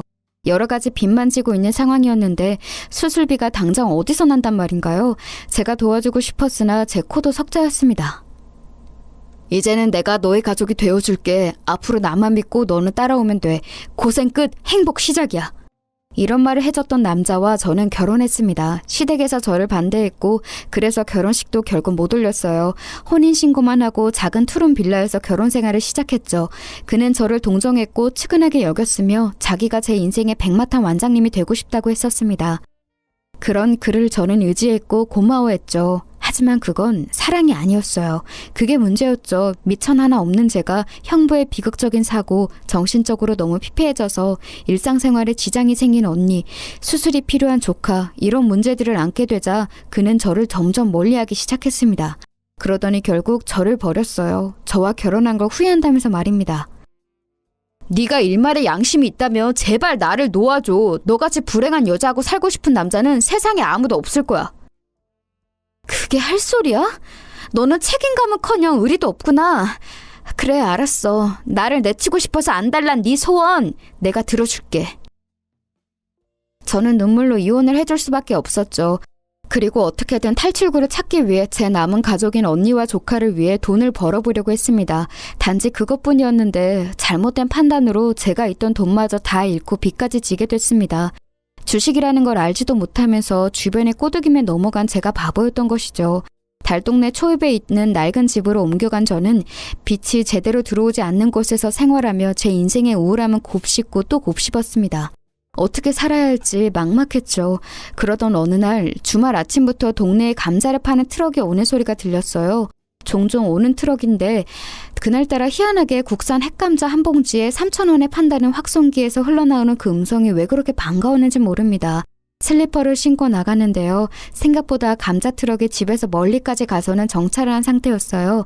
꽤 간 다음에 감자 한 봉지를 샀고 집으로 다시 돌아가던 길이었죠. 아직 반밖에 안 갔는데 제가 갑자기 길에서 고꾸라져 넘어졌습니다. 닿을 대로 달아있었던 슬리퍼의 오른발 쪽이 그때 마침 수명을 다해서 끊어진 거였어요. 발등 위를 덮은 게 사라지니 순식간에 밑창만 남아버렸고 저는 무심코 오른발로 맨 바닥을 디딘 후에 그대로 엎어진 것이었죠. 일련의 과정들을 빠르게 머릿속으로 그려보고 나니까 그냥 웃음이 나오더라고요. 울음이 아니라 웃음이 나왔어요. 구질구질한 슬리퍼마저 버리지 못하고 신고 있다가 길바닥에서 넘어진 제 처지가 봉지에서 다 쏟아져 나와 제멋대로 땅을 구르고 있는 감자들의 광경이 그냥 그 순간 웃겼던 것 같아요. 이 모양 이 꼬라지가 왜 이렇게 웃길까? 내 인생 갈 때까지 갔다는 생각이 드네. 저는 미친 사람처럼 바닥에 엎어진 채로 어깨를 들썩거리며 웃었습니다. 그저 무력하게 어깨를 늘어뜨리고 땅을 본 채 가만히 앉아 피식피식 웃기만 하던 저는 언제까지고 이러고 있을 수는 없다는 생각이 들어서 어렵사리 몸을 일으켰습니다. 원래 주말 아침이 이러했던 건지 길목에는 개미 새끼 한 마리도 안 다녀서 아무도 저를 도와주지 않았죠. 차라리 다행인지도 몰랐어요. 낡은 슬리퍼가 끊어져서 넘어지고 감자는 죄다 굴러다니고 이딴 초라한 모습 누구에게라도 별로 보이고 싶지 않았으니까요. 몸을 일으킨 저는 절뚝거리면서 우선 가까이 있는 감자부터 2알 정도 주워 담다가 문득 시야에 들어온 차 한 대를 보았습니다. 방향으로 따지자면 저희 집으로 가는 길목 쪽이었는데 세워져 있더라고요. 분명히 제가 넘어지기 전에는 저런 차가 서 있는 걸 본 적이 없었어요. 확실했죠. 왜냐하면 그 차는 이런 동네에서 보기 힘든 고급 외제차였기 때문입니다. 바로 눈에 확 들어왔기 때문에 제가 착각할 리가 없었어요. 그렇다면 제가 넘어진 뒤 실성한 사람처럼 한참을 웃고 있을 때 저 차가 나타났다는 건데 주차할 위치가 아니건만 왠지 시동이 꺼져 있는 것 같아서 저는 그 와중에도 이상하다라는 생각을 하면서 마저 감자를 줍기 시작했습니다. 꽤 멀리까지 굴러갔던 마지막 감자까지 주운 다음 밑창만 덩그러니 남아있는 오른쪽 슬리퍼를 챙기려고 넘어진 지점으로 다시 갔죠. 한숨을 쉬며 망가진 슬리퍼를 주우려는데 그제서야 저는 제 곁에 누가 서 있다는 사실을 알아차렸어요. 계속 바닥에 있는 감자들만 살피느라 주변에 누가 있는지 둘러보지 않았다는 점을 그제야 상기하고 소스라쳐서 그 사람을 쳐다봤죠. 제 또래의 여자 깔끔한 차림새는 어딘가 묘한 여유가 풍겼습니다. 머릿속으로는 이 여자는 뭐지? 라는 생각을 했을 때 상대가 놀랍게도 저에게 이런 말을 건네왔습니다. 슬리퍼 망가져서 어떡해? 혹시 어디 다치지는 않았어? 네? 실례지만 누구세요? 혹시 저 아세요? 슬리퍼 망가지고 넘어지고 감자는 나뒹굴고 여기까지만 해도 짜증나는데 웬 이상한 사람까지 맞닥뜨리다니 일진 한번 사나운 날이라고 생각했습니다. 저는 한숨을 쉬며 그 사람의 대답을 기다리지 않고 그냥 가버리려고 했어요. 한쪽 발만 왼발이라서 묘하게 절뚝거리며 걸을 수밖에 없었죠. 그래도 빠른 걸음으로 그 사람의 옆을 지나쳐서 집 방향으로 가고 있는데 제 입에서 탄식이 흘러나왔습니다. 왜냐하면 나머지 왼쪽 슬리퍼도 거의 다 끊어져서 발등 부분이 덜렁덜렁거리고 있었기 때문이에요. 집에 가기 전에 완전히 다 끊어질 게 뻔했어요. 걸음을 멈춘 채가 망연자실하게 제 발치를 내려다보고 있을 때였습니다. 유경아, 내가 집까지 태워줄게. 내 차 타고 가. 바로 여기 근처 맞지? 뒤에서 들린 음성에 저는 전신에 소름이 돋아났어요. 너무나도 아무렇지 않게 불린 저의 이름. 그걸 들은 순간 저는 저 음성의 주인이 누구인지 생각나 버렸습니다. 간신히 다시 감자가 든 봉지를 손에서 놓치지 않은 제가 천천히 뒤를 돌아봤어요. 왜 바로 못 알아봤을까? 그게 신기한 한편 어쩌면 곧장 알아보지 못하는 게 당연할 만큼 과거에 비해 말도 안 되게 세련되어지고 지적인 이미지를 풍기고 있는 그 사람은 바로 제 친구 혜진이었습니다. 저의 피와 같았고 살과 같았던 소중한 1,000만 원을 바꿔서 잠적해버렸던, 그러면서 저에게 씻을 수 없는 아픔을 안겨주었던 바로 그 주인공이었습니다. 제가 경악과 분노와 당혹감에 압도되어 아무 말도 못하고 있자 혜진이가 눈물이 가득 고인 눈으로 저를 바라보며 말을 이었어요. 너를 보러 왔어. 드디어 너를 내가 찾아왔어. 근데 알아낸 집 주소로 가는 길에 갑자기 바닥에 엎어진 사람이 보이는 거야. 엎어진 모습만 봤을 뿐인데 나도 모르게 브레이크를 밟고 있더라. 신기한 일이 많지 너인 걸 바로 알아보겠더라. 너는 내 인생 최고의 친구이자 은인이니까 그래서 보자마자 알아볼 수 있었나 봐.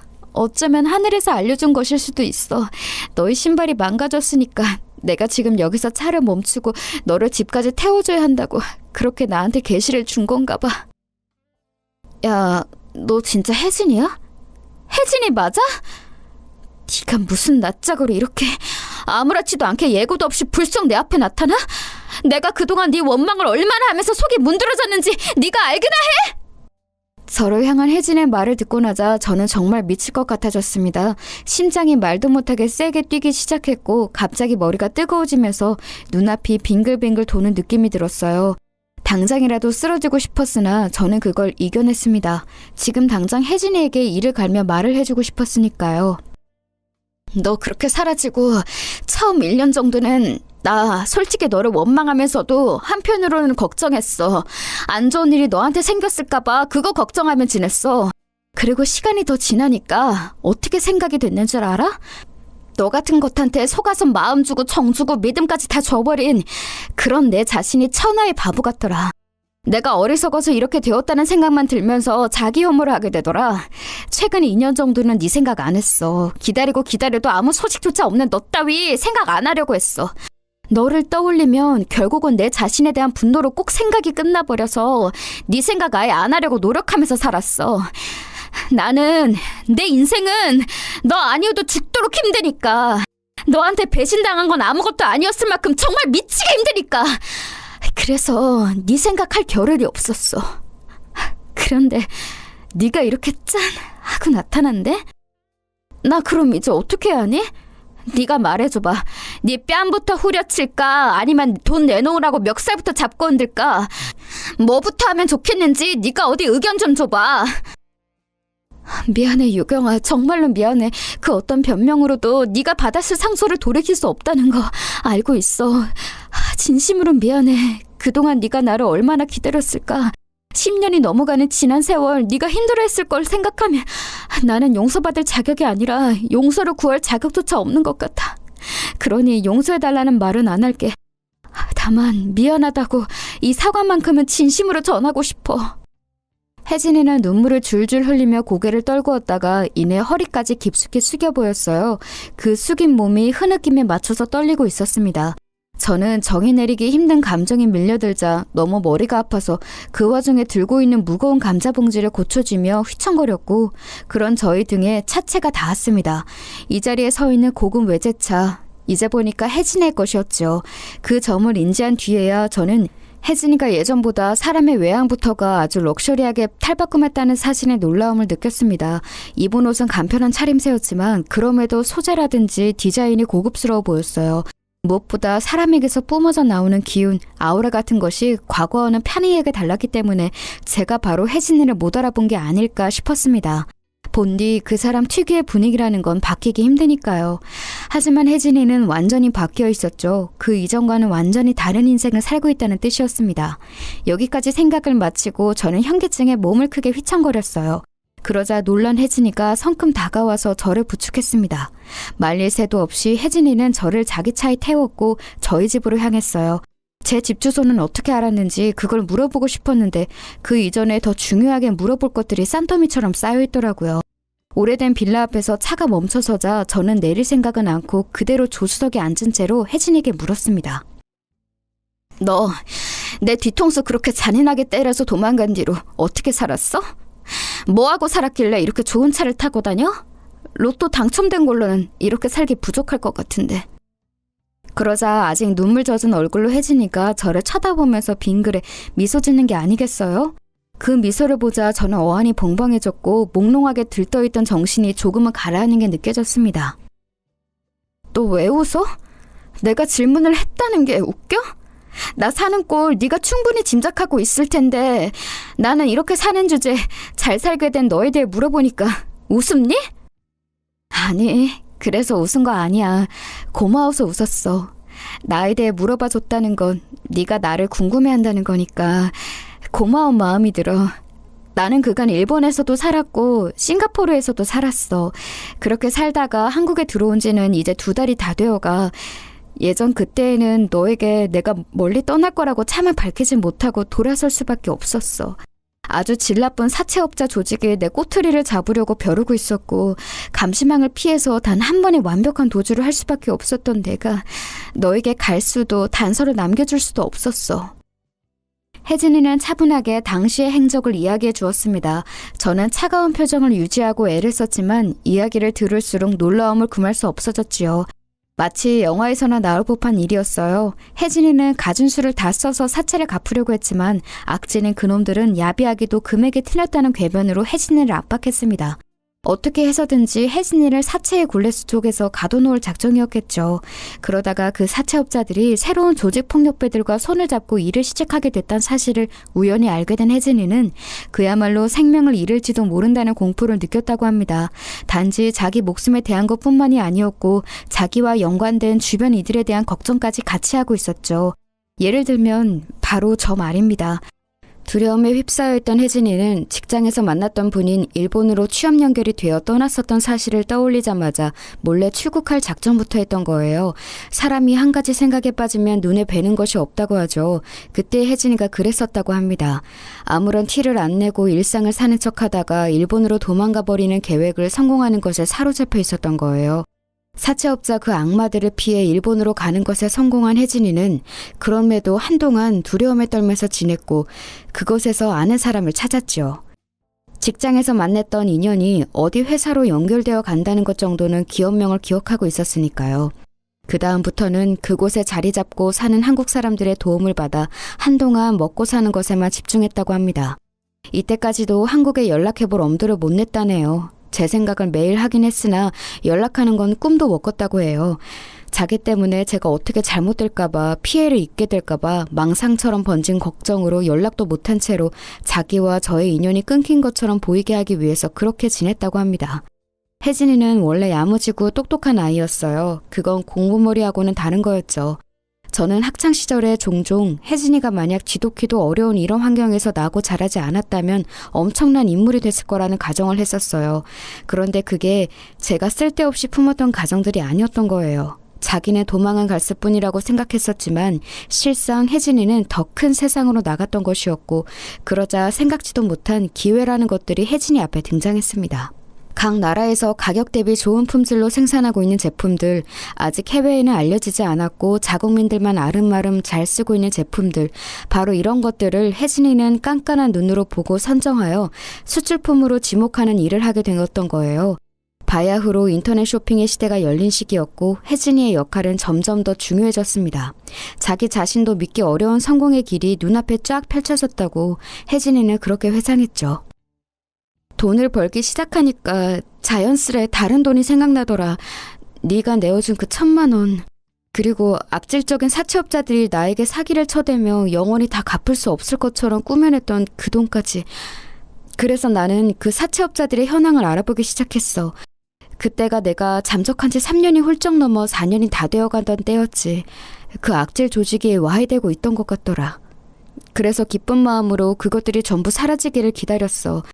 그리고 내가 너에게 말도 없이 사라진 지 6년을 채웠을 때 그것들은 인과응보를 받았는지 자멸해서 조직이 무너진 후였으나 나는 어쩐지 너에게 찾아갈 용기가 나지 않았어.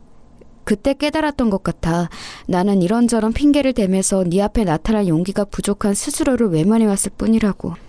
그때 새로운 사업 제안을 받게 되었고 나는 고민하다가 그 길로 가게 되었어. 해외 체류가 계속되었고 나는 이왕 이렇게 됐으니 완벽하게 성공을 거둬서 네 앞에 멋진 모습으로 나타나는 게 낫겠다고 생각했던 것 같아. 정말 미안해. 나 정말 많이 못났지. 너라면 분명히 알아서 잘 살고 있을 거라고 그렇게 속으로 여겼었어. 네가 이렇게 지내는 줄 알았다면 내가 진작 너를 찾아왔을 텐데. 이제 와서 그런 말 진짜 부질없게 느껴진다. 내가 그때 너에게 느낀 배신감은 그 어떤 걸로도 지워지지 않을 거야. 나 솔직히 말하자면 그동안 힘들게 살지만은 않았어.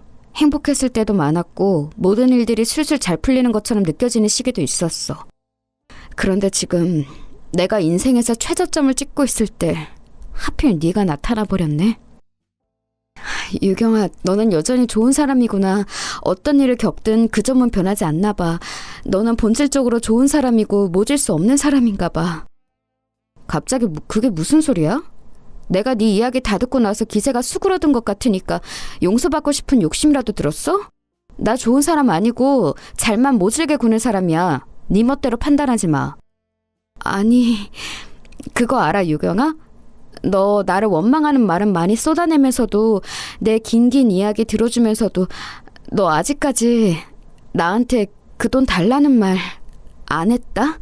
너에게 피 같고 살 같았던 그 귀중한 돈 1,000만 원, 그거 내놓으라는 말조차 너는 아직 하지 않았잖아. 혜진이의 그 말을 듣자마자 저도 모르게 눈에서 눈물이 막 흘러나왔어요. 한번 눈물이 터지고 나자 마치 수도꼭지를 틀어버린 것처럼 그 이후로 눈물이 끊임없이 줄줄 흘러내렸죠. 그런 저를 보면서 혜진이도 울고 저를 달래주기 위해 혜진이가 내민 손을 제가 정신없이 우는 와중에 무심코 맞잡아버리고 말았는데 그게 어떤 신호가 되었던 것 같아요. 저희는 그대로 손을 꽉 맞잡은 채로 엉엉 크게 소리내어 울어버리고 말았습니다. 마치 옛날 학창시절에 저희로 돌아간 것만 같았네요. 울면서 뭐라고 말을 했었던 건지 정확히는 기억이 안 나는데 혜진이는 계속 저에게 미안하다 했었고 저는 혜진이에게 무사히 잘 살아있어줘서 다행이라는 말을 했던 것 같습니다. 민망할 정도로 서로가 크게 울고 난 다음에야 어느 정도 진정이 됐는데 혜진이가 미소를 지으며 이렇게 말을 해왔어요. 나를 너무 많이 기다리게 해서 미안해. 지금부터 내가 너에게 제대로 은혜를 갚을게. 나만 믿어. 그 순간 제 심장이 엄청 뛰더라고요. 사실은 근사한 분위기를 풍기는 사람이 된 혜진이가 이런 고급 외제차의 주인이라는 사실을 안 순간부터 제 내면은 어쩔 수 없는 기대감으로 차 있었다는 점을 정말 솔직하게 고백할게요. 제 귀중한 돈 1,000만 원은 무조건 받을 수 있겠다는 생각부터 들었었고요. 하지만 설마 혜진이가 그 정도로 저에게 베풀어줄 줄은 상상도 못했었습니다. 다시 재회한 그날에 곧장 혜진이는 저에게 1,000만 원을 건네줬었고요. 그리고 바로 그 하루 뒤였어요. 너 이 돈 뭐야? 이렇게 많은 돈을 나한테 주겠다는 거야? 이게 더 얼마야?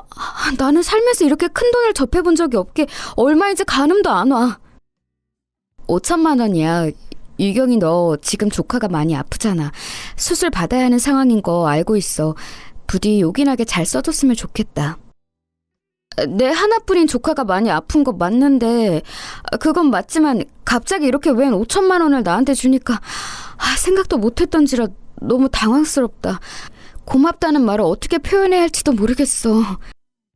유경아, 그거 내가 너한테 주는 것이라기보다는 내가 언니분께 드리는 셈이니까 무조건 바로 수술비에 써줬으면 해.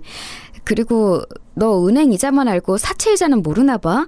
그쪽 세계 이자로 따지면 나는 너에게 1,000만 원을 빚졌었으니까 지금 고작 이것 가지고는 다 갚았다고 손을 털 수도 없어. 너스레를 떠는 혜진이를 보면서 저는 그저 멍하게 헛웃음만 짓고 있었던 것 같아요. 하루아침에 지난 세월 동안 흔적도 보이지 않았던 혜진이가 나타나서 제 돈을 갚아주고 조카 수술비까지 해결해주다니 이게 혹시 꿈은 아닐까 싶었습니다. 내가 감자를 사러 갔다가 사실은 길에 넘어져서 머리를 다쳤고 지금 병원에 혼수 상태로 누워서 이런 꿈을 머릿속으로 꾸고 있는 건가? 어떻게 이게 현실일 수가 있어? 저는 오죽하면 현실이 아닐 거라고도 생각했었어요. 왜냐하면 저는 너무 힘들었고 지쳐 있었던 나날을 지나온 뒤였기 때문에 저에게 이런 행운이 도래했다는 걸 믿기 어려웠습니다. 하지만 언니에게 찾아가서 수술비가 해결되었다는 사실을 알려주었을 때 혜진이의 지난 이야기를 듣고 언니가 벅차오르는 감정으로 뜨거운 눈물을 흘렸을 때 이게 꿈이 아니라 현실이구나. 이게 실감이 났던 것 같아요. 그래서 혜진이에게 정식으로 고맙다는 인사를 하려고 제가 따로 만나자고 얼른 연락을 했죠. 그랬더니 만난 자리에서 제가 놀라운 경험을 했답니다. 우선 혜진이는 빈손으로 나오지 않았고 손에 뭘 들고 있었는데요.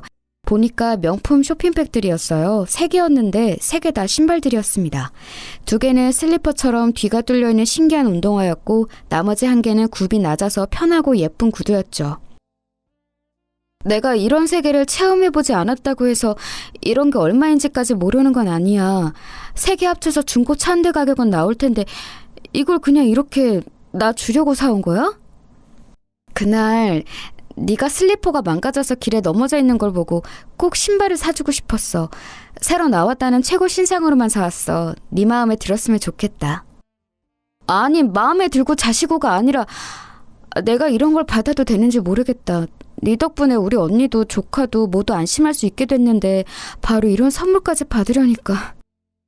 너는 그때 1,000만 원이 네 전재산이나 다름없었잖아. 숫자를 떠나서 전재산을 누군가에게 내어준다는 거 그건 진짜 감히 따라할 수도 없는 행동이라고 생각해. 나는 아직 네가 베푼 것에 비하자면 한참 멀었어. 나도 오늘 마침 너에게 따로 할 말도 있어서 꼭 보고 싶었는데 정말 잘 됐다. 유경아, 너 혹시 가게 운영해볼 생각 없어? 너 예전에 아기자기한 카페 가는 거 좋아했잖아. 돈만 있으면 매일 가고 싶다고도 했었지. 지금은 한국이 카페 공화국이 다 됐는데 이렇게 많아진 카페들 한 곳 정도는 네가 주인으로 있어도 괜찮지 않을까? 뭐라고? 가게 운영? 카페 주인? 내가 그런 걸 한다고? 하나부터 10까지 직접 관여해도 좋고 아니면 사람들만 고용해서 네가 사장 직책만 달고 있어도 좋을 것 같아. 어느 쪽이든 네가 마음 가는 대로 해. 네가 너만의 사업장을 가졌으면 하는 마음이 크고 일상에 새로운 활력을 얻길 바라니까 나는 꼭 너에게 뭔가를 하나 차려주고 싶어. 그걸로 네가 고정적인 수입 걱정을 하지 않고 여유롭게 지냈으면 해. 나한테 네가 그런 걸 차려주겠다고? 너무 엄청난 내용을 들었더니 나 지금 머리가 갑자기 너무 아파서 생각을 좀 해봐야 할 것 같아. 저는 기가 막혀서 우선은 말을 돌렸지만 혜진이는 무척 단호했어요. 아예 작정을 했더라고요. 지난 세월 타고난 사업가의 눈을 키운 혜진이는 저를 다시 만나자마자 그런 걸 구상해 놨던 거예요. 제가 업장에 신경을 안 써도 꾸준히 가게가 돌아가고 수입이 들어오는 머릿속에 그런 걸 그려놨더군요. 결국 저는 휩쓸려 가듯이 혜진이가 차려준 카페의 사장이 되고 말았습니다. 이건 그야말로 차려진 밥상에 숟가락만 든 셈이었죠. 전문 인력들을 고용했기 때문에 초짜인 제가 걱정할 것도 없었어요. 그리고 혜진이 덕분에 저는 이사까지 하게 되었죠. 전세로 저에게 집을 구해다 줬어요. 제가 집까지는 받을 수 없다고 거의 사색이 되어서 거절을 했었는데 공짜로 주는 거 아니고 계약 기간이 만료되는 2년 뒤에 그 전세금을 어차피 자기가 회수해 가는 거니까 그 기간 안에만 살아달라고 혜진이가 간청을 했습니다. 그래서 저는 또 어쩔 수 없이 그 광활한 빌라촌 동네를 떠나서 생활권이 무척 좋은 동네에 멋들어진 오피스텔로 이사하게 되었던 거예요. 제가 이사도 하고 카페 사장도 되고 건강해진 조카를 데리고 나들이도 다니니까 소식을 접한 전 남편이 땅을 치고 후회를 한 것 같더라고요. 내가 너하고 이혼하는 게 아니었는데 갈라선 걸 후회해. 지금이라도 나를 다시 받아줄 수 없을까? 간만에 멋대로 연락하더니 한다는 소리가 고작 그런 헛소리야? 이혼하고 갈라섰다기보다는 네가 일방적으로 나를 버린 것이었지. 말은 바로 해. 그리고 새장가 들어서 지금 와이프가 임신 중이라고 알고 있는데 나한테 이런 수작을 부려도 괜찮은 거야? 네 와이프 귀에 들어가도록 그럼 내가 입 좀 나불거려도 되는 거지? 네가 그걸 알고 있었단 말이야? 그건 안 돼. 제발 말하지 말아줘. 내가 별로 원하지 않았던 재혼이었고 임신이어서 워낙 심란하게 지내고 있었더니 너에게 흔들렸나 봐. 변명도 어쩜 그렇게 구질구질해? 원하지 않았던 재혼, 임신? 너 정말 남자 망신 다 시키는구나. 2번 이혼 겪고 싶지 않으면 행동거지 똑바로 하고 살아. 내가 언제든 네 와이프한테 너의 만행을 귀띔할 수 있으니까. 알았어? 전 남편의 기가 죽어서 허겁지겁 저에게 사과를 늘어놓았고 그 이후로는 연락이 없었죠. 하지만 건너 지인을 통해서 나중에 듣자 하니 자꾸 술자리 같은 곳에서 제 이야기를 하면서 저를 놓친 걸 후회한다고 눈물 콧물을 흘려댔다고 합니다. 여러모로 끝까지 별로인 남자였어요. 제가 가게도 안정적으로 운영하고 나오는 수익금으로 여유롭게 살고 이사간 동네의 생활을 즐기고 있을 때 혜진이가 결혼을 하였습니다.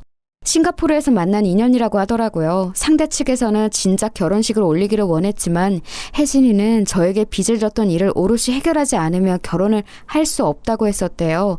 그래서 저의 모든 상황이 안정되고 난 뒤에야 그것을 확인하고서 결혼식을 올렸던 거였죠. 그것을 알고 혜진이가 저를 늘 중요하게 마음속으로 생각하고 있었다는 사실에 가슴이 뭉클해졌습니다.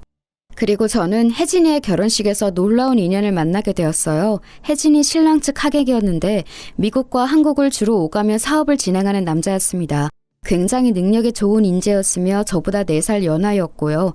혜진이는 당연히 그 사람과 안면이 있었고 결혼식 뒤풀이에서 저를 그 사람에게 인사시켜 주었어요. 별것 아닌 행동이었죠. 그런데 제가 그날 그 사람과 따로 밖에 나가서 차를 한 잔 마신 건 분명 별것인 행동이었던 것 같습니다. 저를 향해서 눈빛을 빛내는 그 사람의 얼굴에는 확실히 호감이 깃들어 있었고 저는 굳이 그걸 모른 척하고 싶지 않았어요. 저 또한 용기를 냈던 것이죠. 그리고 시간이 흐른 현재 그 사람이 바로 제 남편입니다. 슬아에 어여쁜 딸 하나 두고 알콩달콩 살아가는 중이에요. 1년 중 대부분은 서울에서 지내지만 2달 정도는 필수적으로 미국에 가서 지내는데 남편을 따라서 저하고 딸아이도 주로 미국에 자주 가서 지내고 있답니다. 그야말로 꿈만 같은 생활을 누리고 있죠. 제 이야기를 언뜻 들어서 알고 있는 사람들은 거의 기적 같은 이야기 아니냐면서 그런 표현을 써주네요. 저희 언니도 잘 살고 있고 조카 역시 무척 건강하게 자랐어요. 혜진이는 두말할 것 없이 잘 사고 있는데 저희의 둘도 없는 최고 절친이랍니다. 어쩌면 다시 되찾은 우정이야말로 진정한 기적일지도 모르겠어요.